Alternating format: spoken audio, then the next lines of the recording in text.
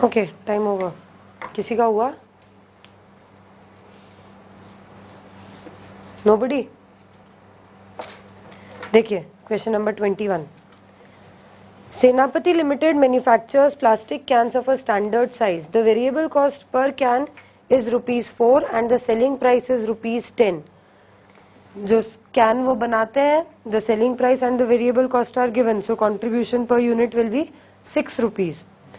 The factory of the company has 8 machines of identical size.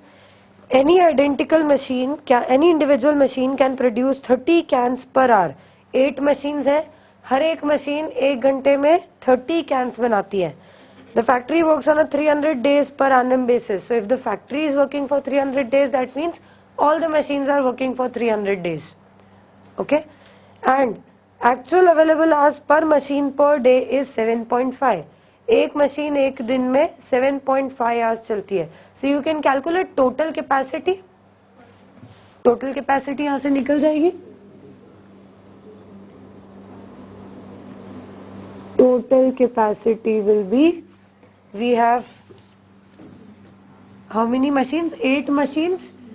Each individual machine is run for 300 days and every day they are run for 7.5 hours. तो अगर hours में बात करनी है तो total capacity कितनी होगी? 18,000 hours. और इसी को अगर हमें नंबर ऑफ कैन्स में एक्सप्रेस करना है, सो दिस विल बी 1 घंटे में हर एक मशीन 30 कैन्स बनाती है. सो टोटल 5,40,000 कैन्स जितनी हमारी कैपेसिटी है.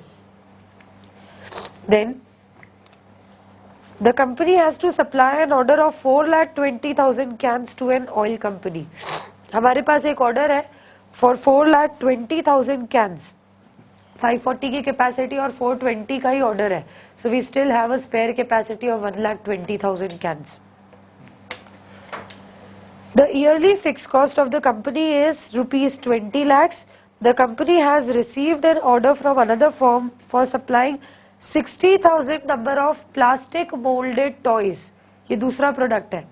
हमें एक ऑफर मिला है जिसमें हम 60,000 टॉयज बना के उन्हें बेच सकते हैं. The price of the toys is ₹60 each and the variable cost is ₹50 each. While this order would be acceptable for supplying in total quantities only. मतलब ये ऑर्डर ब्रेकेबल नहीं है, आप पार्ट में इसे एक्सेप्ट नहीं कर सकते. Either you will supply all the 60,000 toys or you will supply none. या तो 0 या पूरे 60,000. It has to be accepted in full. While this order would be acceptable for supplying in total quantities only, on acceptance a special mold costing ₹2,25,000 would be required to manufacture the toys. अगर हम ये accept करते हैं तो एक ये special हमें mould लगाना पड़ेगा, which will cost us ₹2,25,000. The time study exercise has revealed that 15 number of toys can be produced per hour by any of the machines. कोई भी मशीन 1 घंटे में 15 टॉय बना सकती है. 30 cans and 15 toys. Advise the company with reasons in the following situation whether to accept the order of manufacturing molded toys in addition to supplying 4,20,000 cans. क्या 4,20,000 can supply करने के अलावा उनको मोल्डेड टॉयज का offer भी accept करना चाहिए या नहीं करना चाहिए? सबसे पहली चीज तो उनके पास ऑप्शन तो बाद में आता है. पहले हमें देखना पड़ेगा क्या कैपेसिटी इतनी अवेलेबल है. उसके बाद फिर उनके पास ऑप्शन होता है कि अगर प्रॉफिटेबल है तो एक्सेप्ट करेंगे, नहीं है तो नहीं एक्सेप्ट करेंगे. The first thing we have to check is whether they are capable of producing 60,000 units or not. बोला है it should be above 4,20,000. First वाले पॉइंट में हमसे बोला है in addition to supplying 4,20,000 cans. 420 cans तो हमें बनाना ही है, उसके ओवर एंड अबव क्या हमें 60,000 टॉयज बनाने चाहिए या नहीं. So let's see for the first point.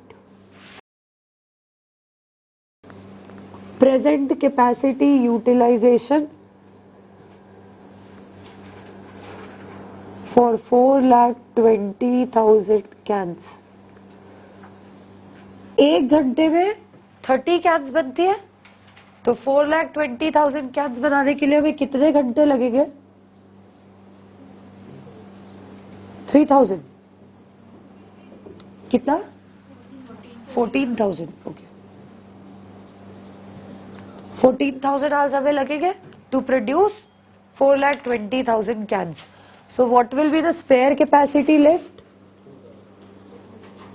Total capacity 18,000 hours की, 14,000 में तो cans ही बन रहे हैं. So we have a spare capacity of only 4,000 hours.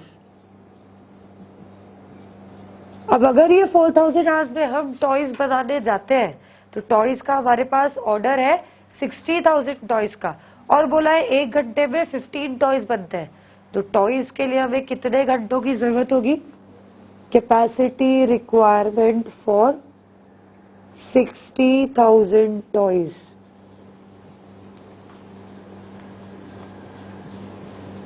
Again 4,000, हमें 4,000 आवर्स की जरूरत है और 4,000 आवर्स की हमारे पास अवेलेबिलिटी है. दैट मीन्स फिजिबिलिटी तो है इसको एक्सेप्ट करने की. It's possible that we can accept this order. अब हमारे पास ऑप्शन है, हम चाहे तो एक्सेप्ट करें चाहे तो नहीं करें. पूछा गया है should we accept or not, करना चाहिए या नहीं. So if it is giving us an additional benefit, accept करना चाहिए, क्योंकि 420 जितना तो हम बेच ही रहे, उसमें तो कोई कमी नहीं आ रही, ये तो हो ही रहा है. अगर आपको स्पेयर कैपेसिटी, अगर आप नहीं बनाते हो टॉयज तो ये कैपेसिटी वेस्ट रहेगी, कुछ भी नहीं होगा. अगर इस स्पेयर कैपेसिटी पे आपको 10 रुपए भी एक्स्ट्रा मिलते हैं तो भी आपको एक्सेप्ट कर लेना चाहिए ऑन प्योरली फाइनेंशियल टर्म्स. हम अगर सिर्फ फाइनेंशियल टर्म्स की सिर्फ थियोरिटिकल बातें करें तो हमें अगर कुछ भी एक्स्ट्रा मिलता है इसको प्रोड्यूस करने से, 1 रुपए भी एक्स्ट्रा मिलता है तो भी हमें प्रोड्यूस कर लेना चाहिए. यही पढ़ा है हमने.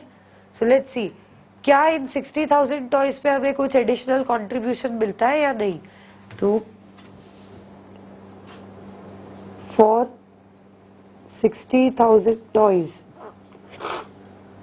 हमें दिया गया है इन टॉयज का सेलिंग प्राइस पर यूनिट होगा 60 और वेरिएबल कॉस्ट पर यूनिट होगा 50.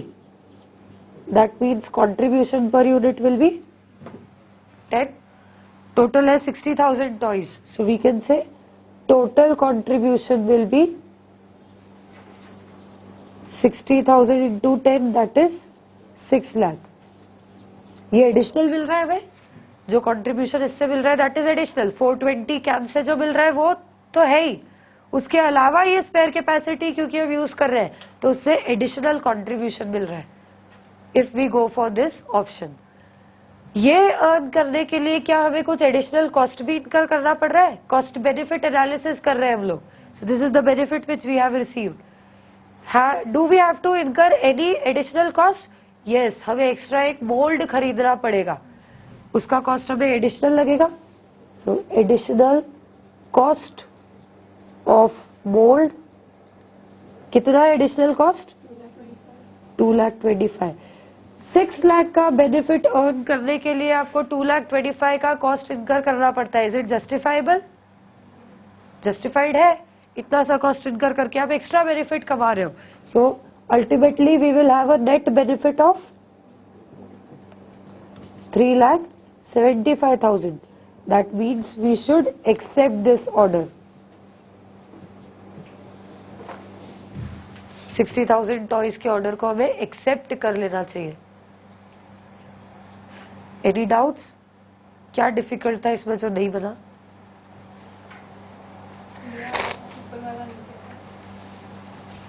अच्छा, ये चेक नहीं किया था तो भी आंसर तो आया ही होगा. So why did you said नहीं हुआ?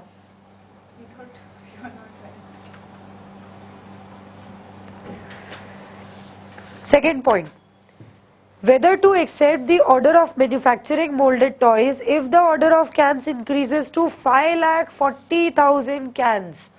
अब cans का ऑर्डर हमारे पास बढ़ गया है. अभी तक जो 420 था अब वो हो गया है 5,40,000. अब बोला गया है कि अभी भी हमें टॉयज का ऑफर एक्सेप्ट करना चाहिए.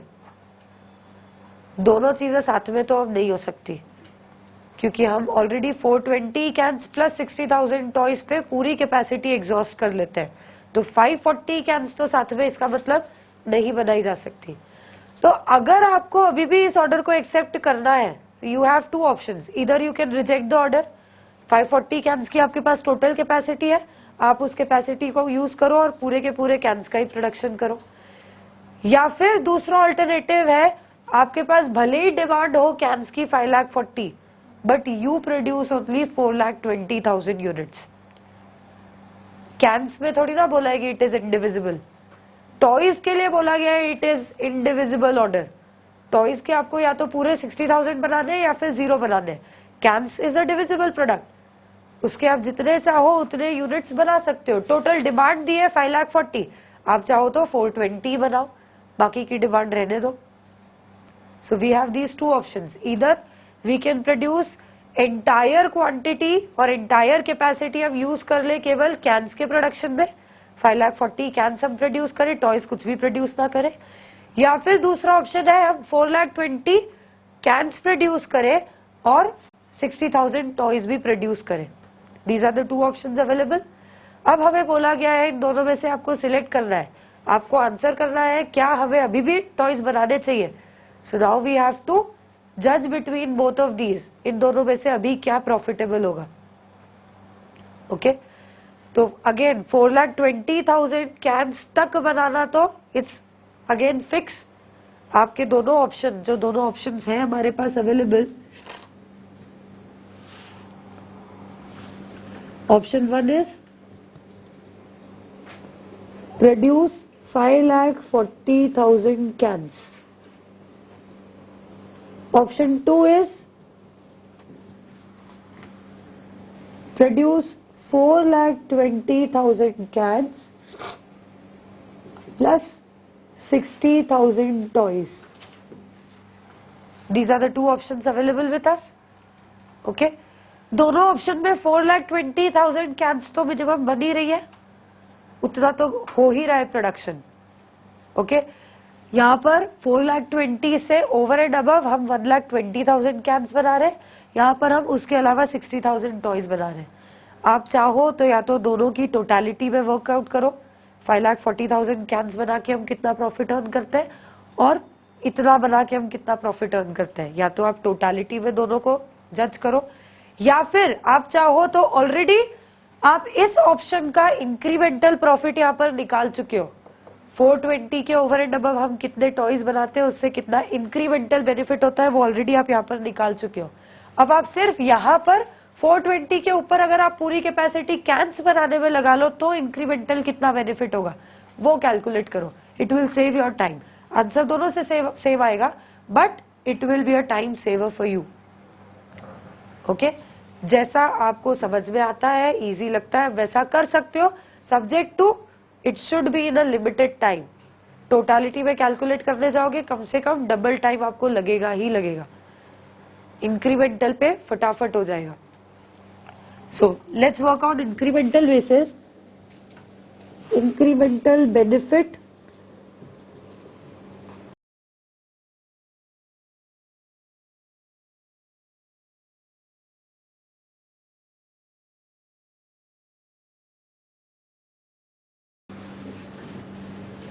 in option 1,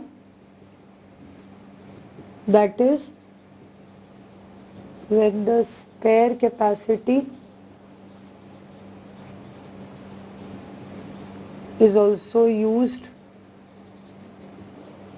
in production of cans.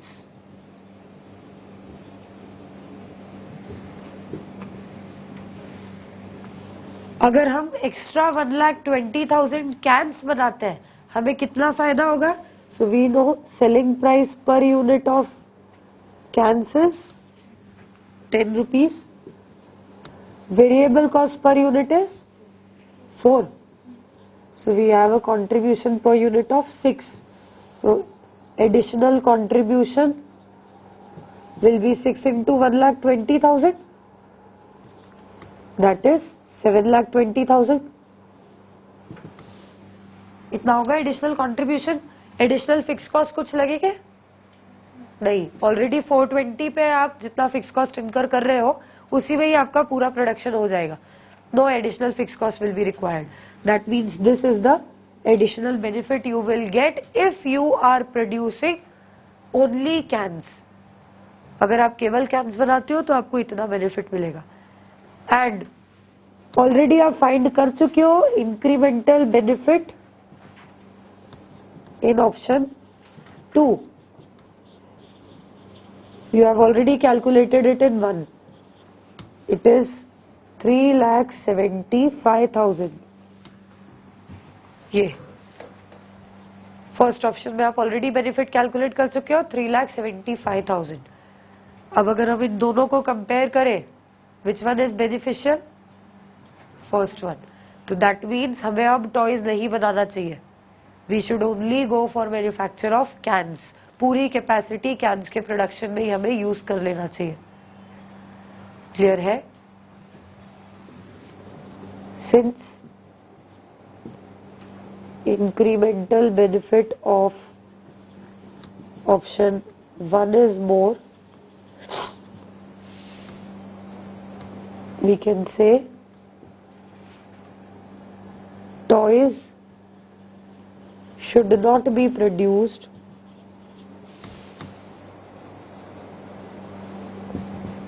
if there is a demand of 5,40,000 cans.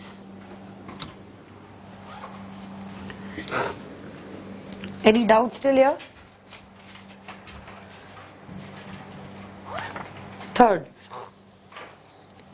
while a subcontractor is willing to supply the toys at a rate of rupees 57.5 each, what would be the minimum excess capacity needed to justify the manufacturing of any portion of the toys order instead of subcontracting?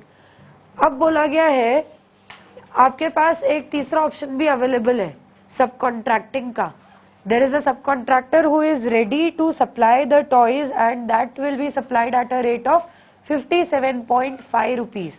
आप खुद बना रहे हो तो 50 rupees आपका cost लग रहा है वेरिएबल और 2,25,000 फिक्स कॉस्ट लग रहा है। दूसरा ऑप्शन है आप कोई फिक्स कॉस्ट मत इनकर करो, आप सिर्फ सब कॉन्ट्रैक्ट करवा लो, तो सब कॉन्ट्रैक्टर आपको 57.5 रुपीज पे ये टॉयज सप्लाई करके दे देगा। Now it's asked what will be the minimum excess capacity needed to justify the manufacturing of any portion of toys. अब बोला गया है कितनी एक्स्ट्रा कैपेसिटी होनी चाहिए, कितना एक्स्ट्रा आउटपुट होना चाहिए so that you can justify manufacturing over subcontracting. Subcontracting और manufacturing, अब आपके पास दो ऑप्शंस है for the production और sale of toys. टॉयज या तो आप खुद बनाओ या फिर आप सब कॉन्ट्रैक्ट कराओ। खुद बनाते हो तो you are incurring a variable cost per unit of 50 and a fix cost of 2,25,000। सब कॉन्ट्रैक्ट करते हो फिक्स कॉस्ट कुछ नहीं लगेगा, सिर्फ वेरिएबल कॉस्ट लग रहा है 57.5। तो बोला गया है कौन सा लेवल ऑफ आउटपुट होगा जिसपे खुद मैन्युफैक्चर करना अब जस्टिफाइड होगा रादर देन सब कॉन्ट्रैक्टिंग। दोनों ऑप्शन में से हमें एक ऑप्शन बोला है, वो ऑप्शन सिलेक्ट करने के लिए कौन सी रेंज आपको सिलेक्ट करनी होगी, कितना लेवल ऑफ आउटपुट होगा, so that we will select manufacturing rather than subcontracting. So we can find the indifference point and based on indifference point we can interpret और वी कैन जज कब हम manufacturing option select करेंगे rather than subcontracting. किसी का phone vibrate हो रहा है? Okay, first we'll calculate the indifference point between the two options subcontracting and manufacturing। उसके बाद हम उस indifference point के बेसिस पे जज करेंगे कि कब हमें मैन्युफैक्चरिंग ज्यादा प्रॉफिटेबल है rather than subcontracting। So let's find the indifference point।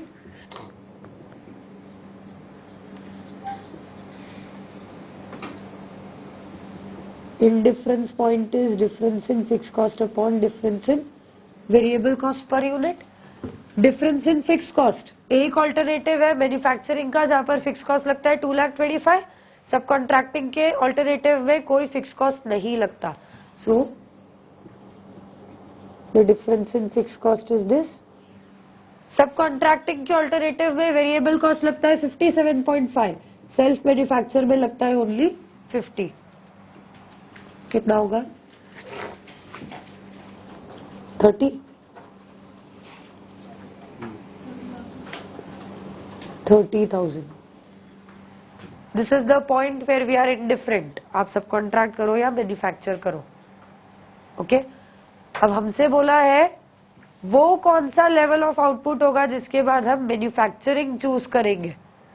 Manufacturing और सब कॉन्ट्रैक्टिंग में अगर आप देखो तो सब कॉन्ट्रैक्टिंग का फिक्स कॉस्ट कम है. Fix cost is lower for सब कॉन्ट्रैक्टिंग. इसका मतलब इससे कम अगर ऑपरेट करोगे तो हम सब कॉन्ट्रैक्टिंग में जाएंगे. बट अगर इससे ज्यादा ऑपरेट करोगे तो मैन्युफैक्चरिंग, उसका वेरिएबल कॉस्ट कम है मतलब पीवी रेशियो ज्यादा है. ओके दैट मीन्स अगर हमारा ऑर्डर का quantity, what will be the minimum excess capacity needed to justify the manufacturing of any portion of toys order. So a capacity level of 30,000 और more, 30,000 या उससे ज्यादा 30,000 है तो हम मैन्युफैक्चरिंग पे भी जा सकते हैं, सब कॉन्ट्रैक्ट भी कर सकते हैं. दोनों में से कुछ भी हम सिलेक्ट कर सकते हैं. So if the capacity level, if the excess capacity is 30,000 or more units of toys, then it is justified that we go for manufacturing rather than subcontracting. Clear है? So we can say for excess capacity of 30,000 or more toys, it is justified to go for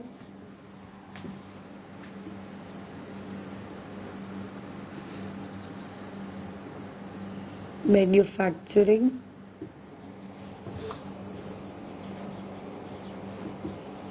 rather than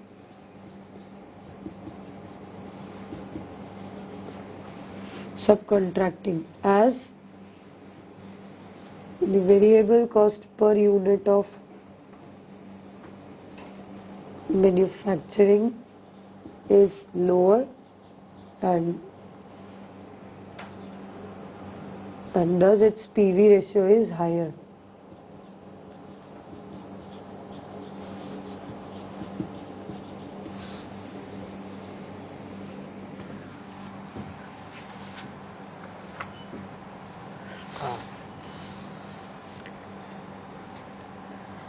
Now the fourth,